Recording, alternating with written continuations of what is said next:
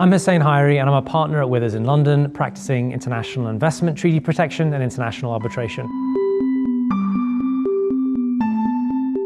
So historically, your options were really quite limited as to what you could do when you have state interference. You could try and get your home state to bring a diplomatic protection claim, but that's subject to all kinds of political considerations that may or may not be particularly helpful. Or you could try and get political risk insurance, often very narrow in terms of the scope of protection, often very expensive, so not always a solution for international investors. Or you could sue the state in their own courts. Not really the place that you ideally want to be if you have the option of a neutral international forum in another country, which is precisely where investment treaty protection comes in, because that's exactly what it provides for, the possibility of international arbitration before a neutral forum in another neutral state with respect to your dispute against the state. And that's often a far preferable and far more powerful right for an investor to have than to have to sue the state in their own courts. The question is, do you qualify for protection under that investment treaty? And does that investment treaty give you the arbitration and other rights that you will need in order to ensure that you are sufficiently protected?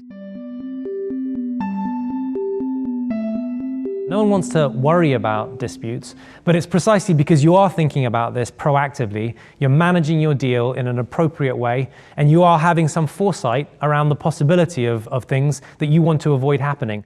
But if a dispute happens, you want to make sure you've got the rights when you need them. So it is good transaction management for international investments to ensure you have an investment treaty. It's not a dispute issue at that stage, but if it becomes a dispute issue, then you have the rights. And you have a context towards getting, hopefully, a settlement that allows for a commercial and fair outcome for you. And if that's not possible, then you have the arbitration right, which you can then vindicate.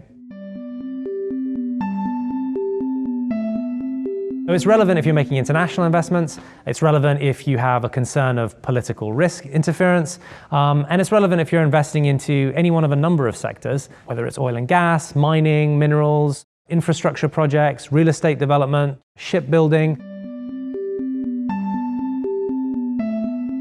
So historically, it's been the big multinationals, the big corporates that have been taking advice on international investment protection. And certainly that's a big part of our practice too.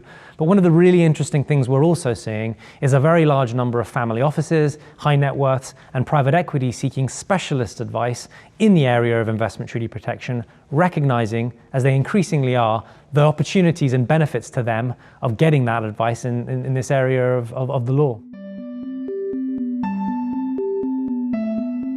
If you're thinking about making an international investment, or if you've already made an international investment, you should be thinking about this now.